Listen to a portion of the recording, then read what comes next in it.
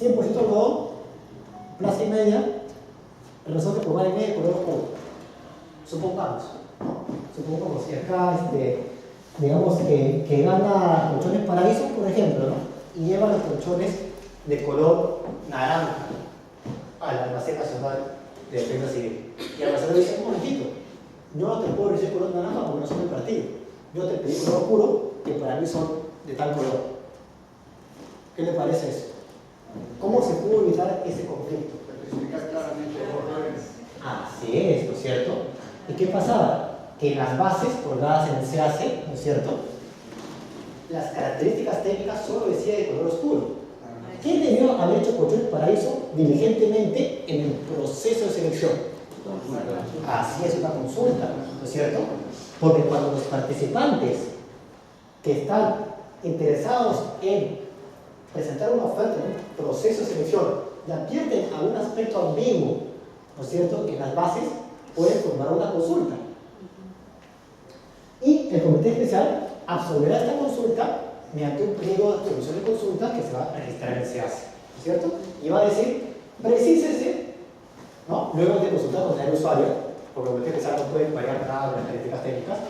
Luego de consultar con el usuario, va a decir: el área usuaria me ha dicho que los colores oscuros son azul, marrón, verde oscuro, etc. ¿No es cierto? Todo bien. Pero pongamos el mismo ejemplo.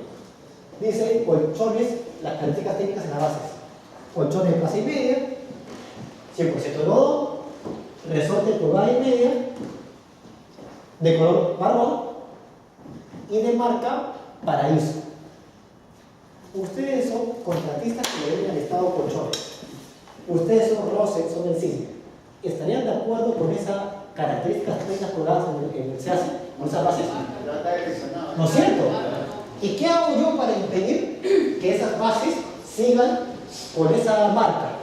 ¿Qué puedo hacer yo, participante, durante el proceso de selección? ¿Qué puedo hacer para cuestionar la base? ¿Y cuál es el método idóneo para impugnar las bases en un proceso de selección? Así es, se presenta un escrito en el comité especial, ¿no es cierto?, durante la etapa respectiva, que la van a ver en la siguiente clase, que se llama observación. El método de impugnar, de cuestionar las bases cuando transgreden la normativa, como en este caso, es mediante una observación. En primera instancia, la observación la resuelve el comité especial. El comité especial recibe esta observación de la empresa del CISNE, que dice: no estoy de acuerdo que la base se haya puesto que sea de marca Paraíso. El comité especial le consulta al usuario y el usuario dice: no, que sea Paraíso. Y el comité especial registra el pliego de absolución de observaciones. Registra un documento mediante el cual absuelve la observación presentada por el CISNE y dice: el CISNE observó que se pida marca Paraíso. Respuesta: cíñase a las bases. Respuesta del comité especial. Ustedes son el CISNE. ¿Estarían de acuerdo con esa respuesta del comité especial que se le ha dicho que se ciñan a las bases y que continúa con la marca Paraíso en los colchones? No. Ni hablar, ¿no es cierto? Entonces, debemos seguir impugnando, ¿no es cierto? ¿Y ante quién puedo impugnar, entre comillas, en segunda instancia? ¿A quién puede recurrir ahora esta empresa del CISNE para cuestionar las bases en segunda instancia? Al OCE, ¿no es cierto? ¿Y a qué órgano del OCE va a recurrir? A la Dirección de Supervisión. Va a pagar su tasa de 305 soles, la empresa del CISNE va a pagar su tasa de 305 soles en el Banco Nación y va a ir a la entidad. Y va a ir a la mesa de parte de la entidad. Ya verán ustedes en la siguiente clase los plazos y todo esto. Y va a decir: comité especial, no estoy de acuerdo con tus respuestas, por favor, que el OCE absuelva en segunda instancia, elévese las observaciones. Y el OCE va a revisar la respuesta emitida por el comité especial. Y también va a revisar de oficio las bases. Y el OCE va a emitir un documento que se llama pronunciamiento. Y este pronunciamiento es precedente administrativo. Este documento emitido por el OCE llamado pronunciamiento es precedente administrativo. Cuando la reiterancia y cuando la importancia de los hechos así lo merita. Entonces, no todos los pronunciamientos emitidos por el OCE son precedentes administrativos. Solo son precedentes administrativos los pronunciamientos que por la importancia y por la reiterancia de los hechos así lo meritan. ¿Cuántos precedentes administrativos hay hasta ahora? 2. El pronunciamiento número 723/2013 y el pronunciamiento 691/2012. Repito, pronunciamiento 691/2012 y pronunciamiento 723/2013. ¿Qué me dice el pronunciamiento 691/2012? Me dice esto. Les pongo lo que pasó. Siempre, usualmente, las entidades en los procesos de ejecución de obras, ¿no es cierto?, para contratar servicios, para contratar empresas que vienen a ejecutar las obras, ponían como parte de la propuesta técnica que el postor presente una relación de ingenieros y que todos estos ingenieros presenten su constancia de estar habilitados en el colegio de ingenieros respectivo. Y siempre las empresas privadas cuestionaban las bases y decían: ¿por qué te voy a presentar esto en la propuesta técnica? Pídemelo solo al ganador de la Buena Pro, porque eso encarece los costos, porque tengo que mandar a sacar ese documento, me cuesta plata, etcétera, etcétera, etcétera. Y el OCE siempre aceptaba la observación de las empresas privadas y siempre le decía a entidades, no lo pidas en la propuesta técnica, pero al ganador de la Buena Pro a efecto de suscribir el contrato. Hasta que llegó un momento en el cual el OCE dijo: basta, hasta acá no más. A partir de ahora, ya está prohibido que las entidades públicas soliciten en su propuesta técnica a los postores la constancia de habilitación vigente de los ingenieros. Solo se le puede pedir al ganador de la Buena Pro a efecto de suscribir el contrato. Precedente administrativo. Para que un pronunciamiento sea precedente administrativo, tiene que decirlo el pronunciamiento expresamente. Pronunciamiento número 151/2014. Abajo, este pronunciamiento es precedente administrativo. Lo tiene que señalar expresamente.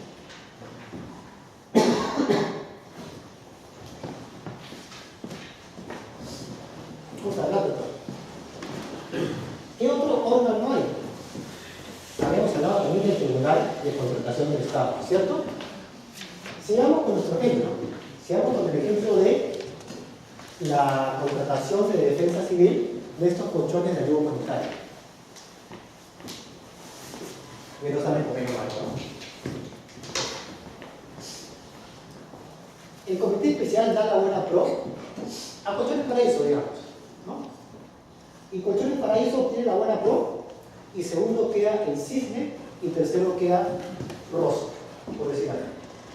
Y el Cisne, que quedó en segundo lugar, una vez otorgada la Buena Pro, al día siguiente va a la entidad y pide revisar la propuesta técnica y económica de Paraíso, que ganó la Buena Pro, ¿no?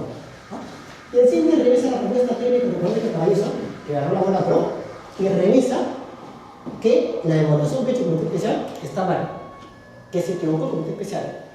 ¿Qué puede hacer el Cisne, que quedó en segundo lugar, para cuestionar la Buena Pro otorgada a Paraíso? ¿Qué puede hacer? Impugnar, ¿no es cierto? ¿Y cómo impugna? A través de un recurso de apelación. En materia de contratación estatal, bajo la ley de contratación de Estado y su reglamento, ya lo verán en la siguiente clase, el método para impugnar la Buena Pro, para contradecir la Buena Pro, es mediante el recurso de apelación.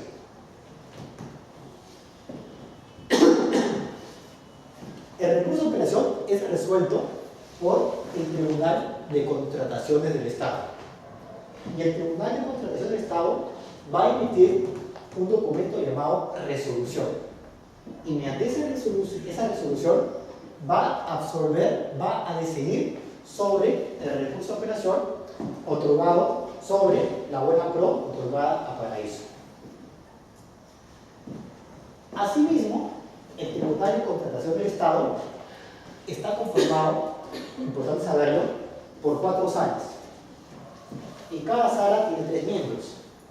Entonces, el Tribunal de Contratación del Estado está conformado por 12 miembros, que se llaman vocales, 12 vocales. Asimismo, el Tribunal de Contratación del Estado también puede advertir algún aspecto ambiguo, algún aspecto no claro, algún aspecto que amerite el desarrollo en la ley y el reglamento. A través de sus numerosos día a día que ellos resuelven sus resoluciones, ellos advierten ciertos aspectos de la ley o reglamento que ameritan ser aclarados, porque crean confusión en los participantes, en los contratistas. Entonces, el Tribunal de Contratación de Estado lo que va a hacer es emitir un documento mediante el cual dice: a partir de ahora, este aspecto de la ley y reglamento se entiende de esta manera. Este documento se llama Acuerdo de Sala Plena, porque es un acuerdo mediante el cual determinados puntos de la ley y reglamento se va a, digamos, interpretar de determinada manera, y de sala plena, porque están los 12 vocales, llegan a ese acuerdo. Acuerdo de sala plena, acuerdo de los 12 vocales del Tribunal de Contratación del Estado. Y son los acuerdos de sala plena que también son de obligatorio cumplimiento. Y habíamos hablado de otra dirección, de otro órgano, que era la Dirección de Arbitraje Administrativo. Y la Dirección de Arbitraje Administrativo emite también opiniones en arbitraje. Si Colchones Paraíso, que ha ganado la buena pro, suscribe el contrato con Defensa Civil para abastecerlo de 8.000 colchones, y por algún motivo Colchones Paraíso no puede cumplir con este contrato y Defensa Civil le resuelve el contrato, entonces ha creado un conflicto en la ejecución contractual. ¿Y cómo se resuelven los conflictos en la ejecución contractual bajo la ley de contratación del Estado? Mediante arbitraje. Exactamente, doctor, muy bien, mediante arbitraje, mediante conciliación o arbitraje. Y justo la Dirección de Arbitraje Administrativo tiene, digamos, entre otras funciones, las siguientes, ¿no? Va a designar a esa persona que va a decidir sobre ese conflicto cuando las partes no se pongan de acuerdo. Va a designar al árbitro cuando las partes no se pongan de acuerdo. Y asimismo, va a emitir opiniones en arbitraje. Cuando alguien le consulte sobre algún aspecto, digamos, ambiguo, no claro, de la ley o del reglamento relacionado al arbitraje, la Dirección de Arbitraje Administrativo emite opiniones en arbitraje.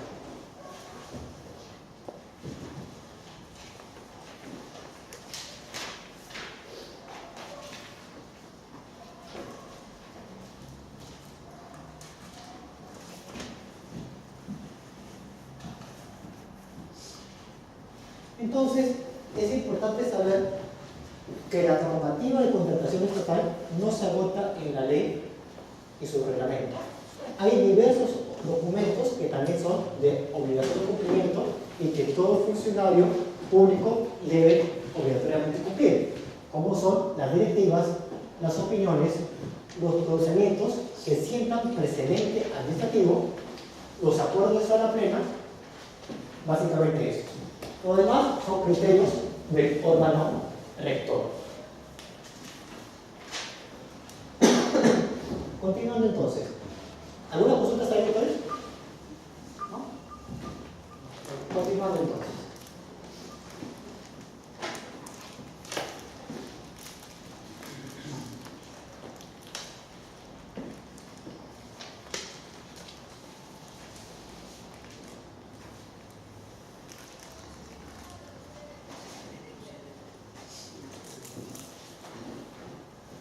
La ley de contratación del Estado vigente, el decreto legislativo 1017, se encuentra vigente desde el 1 de febrero de 2009. Sin embargo, el 11 de julio de 2014 se publicó en el Diario Oficial del Peruano la ley número 30225, que es la nueva ley de contratación del Estado. Su segunda disposición complementaria final dio un plazo de 180 días al Ejecutivo, precisamente a Economía y Finanzas, para que publique en el Diario Oficial Peruano el reglamento. Y una vez que se publique el reglamento, la ley y dicho reglamento entrarán en vigencia a los 30 días de su publicación. ¿Qué quiere decir esto? Salió publicado el 11 de julio y tienen hasta 6 meses, ¿no es cierto?, para que se publique el reglamento. Y una vez que se publique el reglamento, entrará en vigencia la ley de reglamento a los 30 días de publicado el reglamento. Entonces es muy posible que la ley de reglamento entre en vigencia igual que la ley anterior, en febrero del año 2009. Muy posible. 2014. 2014. 2015. 2015. Correcto. Es muy posible eso. Así es. Entonces, la idea de la clase del día de hoy es comparar la ley vigente, hacer unos acercamientos a la ley vigente y compararlo con las modificaciones que hay con la ley que trae en vigencia, digámoslo, en el año 2015, para poder tener una clara diferenciación entre ambas leyes.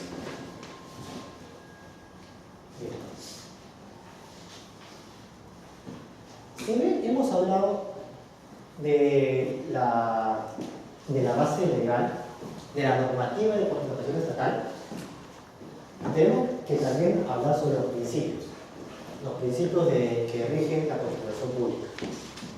Los principios que sirven para interpretar e integrar la normativa de contratación estatal. Y eso es muy importante. Es muy importante.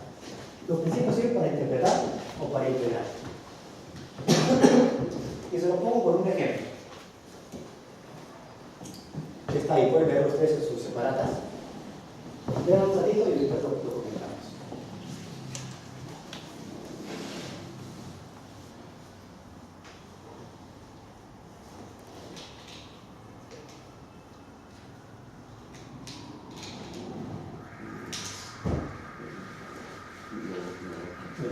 ¿Alguno de ustedes?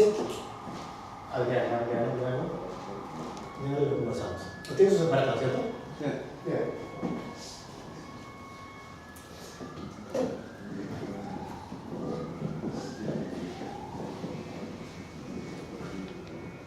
¿Alguno de ustedes ha ido alguna vez a un acto público de presentación de propuestas? ¿Alguno de ustedes ha estado en un acto público de presentación de propuestas alguna vez? ¿De alguna entidad pública? Esto es un resumo porque es muy fácil. ¿Okay? En el acto público de presentación de propuestas va a estar el comité especial de la entidad, que está conformado por 3 miembros. Uno del área logística, otro del área usuaria y al menos uno de los 3 con conocimiento técnico sobre el objeto de la contratación. Van a estar los 3 miembros en la sala. Va a estar un notario público o juez de paz cuando no haya notario y va a estar el representante de la OSI. Puede que esté, puede que no esté, su presencia no es obligatoria. El acto público se inicia cuando el presidente del comité especial empieza a llamar uno por uno a los participantes en el orden en que se han registrado como participantes. Así, por ejemplo, va a llamar a la empresa Colchones Paraíso y se va a parar de repente el gerente general de Colchones Paraíso.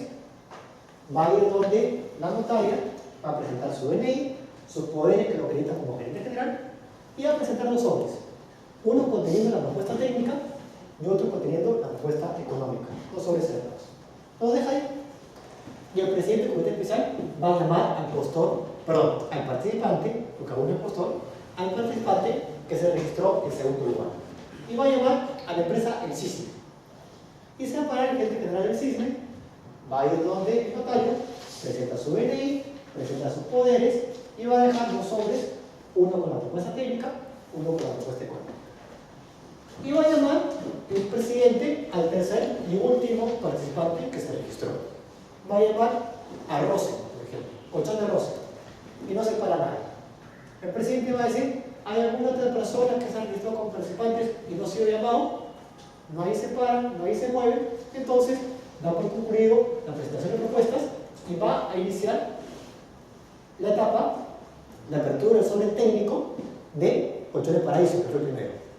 Y va el comité especial a revisar que Paraíso cumpla con los requerimientos técnicos mínimos, que cumpla con los factores de admisibilidad, que cumpla con los documentos de presentación obligatoria. Por ejemplo, se le pidió, por decir algo, ¿no? Se le pidió a Paraíso que acredite tener 2 ingenieros ambientalistas. Acredita. Que acredite tener 10 años de experiencia, por decir algo, ¿cierto? Por decir algo. Sí, acredita.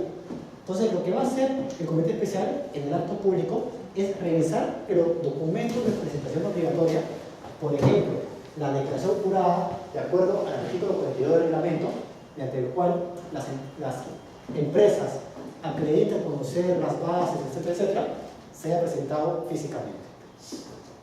A fin de que esta empresa esté, digamos, admitida, de que esté su propuesta admitida.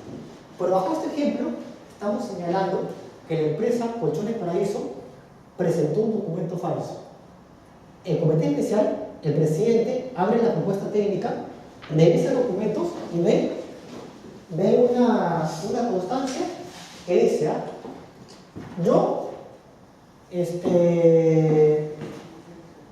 Ana Pérez, certifico que mi papá ha trabajado en la NASA como ingeniero ambientalista por 5 años. Firma Ana Pérez, gerente general de la NASA. ¿No es cierto? Escrita en crayones. Les pregunto, ¿este documento es verdadero o falso? Falso, ¿no es cierto? Clarísimo, ¿no es cierto? Y es más, ¿qué puede hacer el comité especial cuando se advierte que ha presentado un documento falso en la propuesta técnica? ¿Qué puede hacer? A eso vamos, ¿no es cierto? A eso vamos.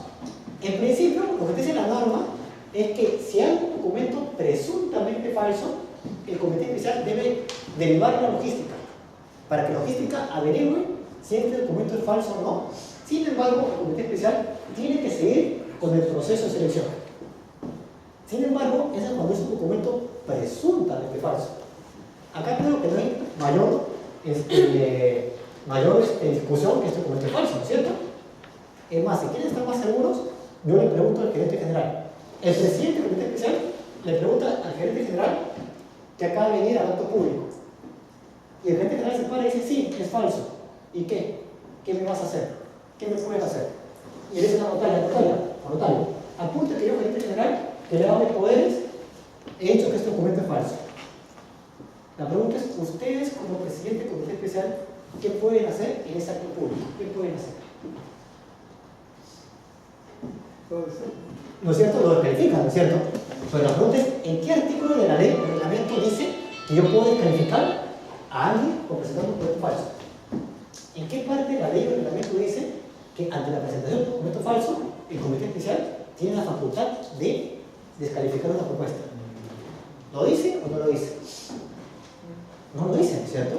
En ninguna parte de la ley o reglamento se señala que ante la presentación de una propuesta falsa, de un documento falso, se puede descalificar la propuesta. Entonces, ¿qué hago? ¿Qué hago? ¿Sigo?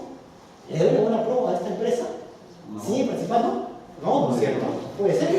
Entonces, ¿a dónde recurro para poder decirle a esta empresa que está descalificada? ¿A dónde recurro? Cuando la ley o la reglamento no dice algo, ¿a dónde puedo recurrir? A los principios. Porque los principios sirven para interpretar o integrar. Integrar significa crear. Donde hay un vacío, yo integro, yo creo. Entonces, bajo algún principio, yo podré descalificar esta propuesta. El OCDE dice, en la opinión número 32/2006 y en la opinión número 50/2010, que bajo el principio de moralidad yo puedo descalificar esta propuesta. Entonces, los principios me sirven también para integrar. Y les pongo otro caso de la vida real, que puede ser en su separado.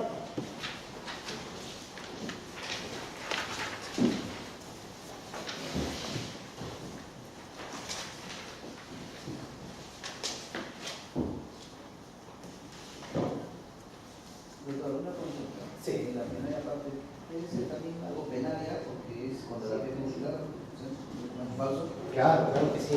Eso lo vamos a ver ahorita acá, en este caso. Vamos a ver este caso ahí. ¿Ok? Además, firmó la declaración jurada. ¿Ah?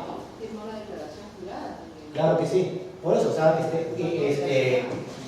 prestación de documento falso, aparte de calificarlo, lo voy a denunciar al Tribunal de Protección del Estado y lo voy a denunciar a través de Procuraduría a la Fiscalía, ¿cierto? Por propuesto que dice el doctor, muy bien. Porque es un documento falso, es una sanción penal. Excelente. Y vayamos a este caso, doctores. Doctora. Caso de la vida real. Hay una pequeña población que se llama Casquis. Voy a poner poblado de Casquis, que está en la una comunidad que se llama Casquis, que está en un poblado que se llama San Agustín. ¿Ok? Esta pequeña comunidad de solo 300 habitantes, la única forma que tenía para comunicarse con la población, con la civilización, era a través de un puente. Y este puente se rompió. Por un huaico, por lo que sea, se rompió. Entonces el alcalde de San Agustín lleva a cabo un proceso de selección a fin de contratar a la nueva empresa que va a construir el puente. Y van a una empresa, llámese el emblemático, el Braille Montero, lo que sea. Gana la empresa Braille Montero, por decir algo, y está ejecutando el puente, está construyendo el puente. Y el postor que quedó en segundo lugar, de puro picón, va donde el alcalde dice: alcalde, mira, acredito, mediante este documento te acredito fehacientemente que Braille Montero, que está ejecutando tu obra del puente, presentó un documento falso en su propuesta técnica. Por lo tanto, bajo el artículo 56 de la ley, declara la nulidad de ese contrato. ¿Se dan cuenta de lo que está pasando? Hay una empresa que está construyendo el puente, que Braille Montero, ya está al 50% de construir el puente, y el postor que quedó en segundo lugar va a entrar y dice: ¿sabes qué? Declara la nulidad del contrato porque ha presentado Braille Montero un documento falso en su propuesta técnica.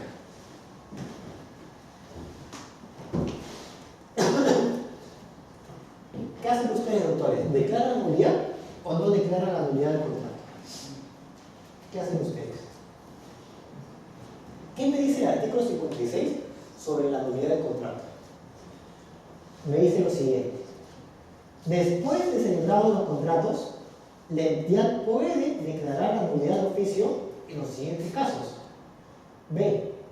Cuando se verifique la transgresión del principio de presunción de veracidad durante el proceso de selección o para la suscripción del contrato. Entonces, ¿la entidad puede declarar la nulidad del contrato? ¿Sí o no? Sí, pues clarísimo. La pregunta es: ¿ustedes declaran la nulidad o no la declaran? Si ustedes son los alcaldes. Ustedes son los alcaldes de San Agustín. ¿Declaran la nulidad o no? Porque la norma dice que puedes hacerlo. ¿Qué hacen? ¿Sí o no? Vayamos por otro lado. ¿Es una obligación declarar la nulidad o es una facultad? ¿Qué dice la ley? Puede, ¿no es cierto? Entonces es una facultad. Entonces, cuando la ley te da un factor discrecional para que tú puedas hacer A o B, tú puedes escoger qué hacer. Tú puedes escoger hacer A o puedes escoger hacer B. Pero lo importante es que aquello que tú decidas hacer, lo hagas fundamentadamente.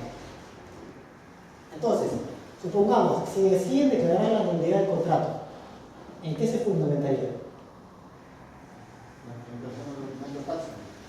¿Y en qué principio? Al contrario, en la moralidad, ¿no es cierto? Y si ustedes quisieran continuar con este contrato, ¿en qué se basaría? ¿En qué principio?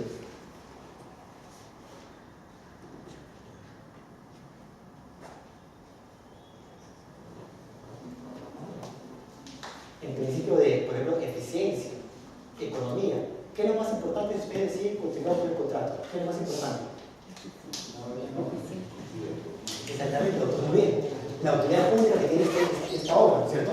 Que va a beneficiar a esta comunidad. Muy bien, doctor, así es. Entonces, lo importante es saber que cuando ustedes tienen un factor discrecional, ustedes pueden escoger A o B, pero siempre tiene que estar sustentado. ¿Por qué? Porque la ley 27444, la ley del procedimiento administrativo general, me dice que todo acto administrativo y todo acto de administración interna que tiene funcionario tiene que estar debidamente motivado. Entonces, todo el número de funcionario, excepto lo del mero trámite, tiene que estar fundamentado. Entonces yo no puedo decir, yo decido no resolver el contrato y punto. Yo decido no declarar la nulidad del contrato y punto. No. Yo decido declarar la nulidad del contrato en base a esto y el otro. Siempre todo fundamentado. ¿Y qué lo fundamento? En los principios. Ese ejemplo lo pueden ver exactamente en la reunión número 3, 2012, opinión 3, 2012 y opinión 81, 2006.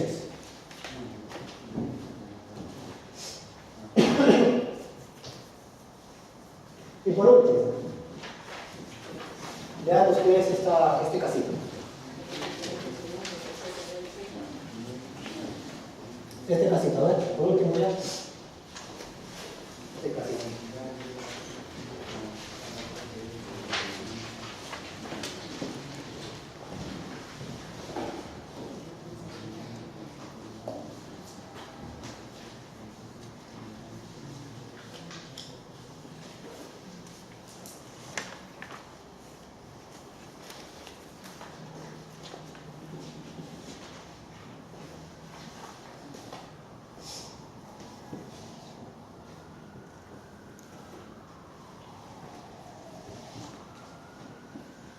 ¿Sí? ¿Me lo dieron?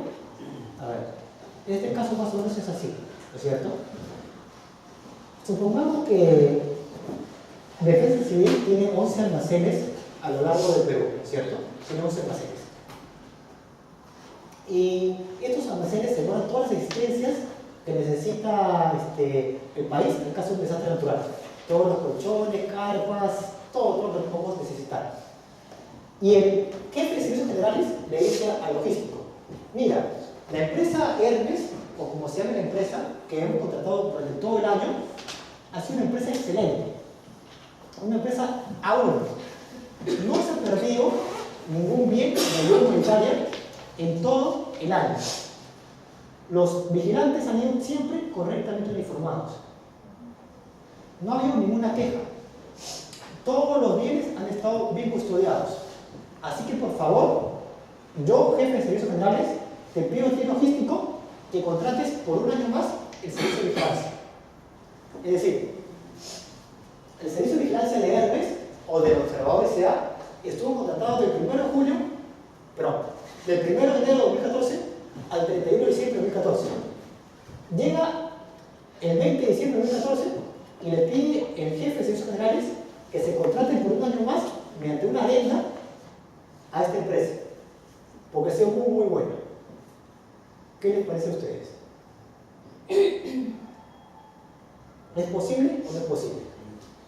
No sería depende de los términos del contrato. El contrato señala que es por un año, de enero a diciembre de 2014. Pero es tan bueno este servicio que el jefe de servicios generales quiere que se contrate por un año más mediante una adenda, mediante un acuerdo. ¿Pero por qué no se puede? Por ello me pregunto, ¿por qué no se puede? ¿Dónde dice que yo no puedo contratar por un año más a una empresa que está muy buena en su servicio? Porque yo, por el principio de eficiencia, me ahorro el proceso de selección, me ahorro los costos.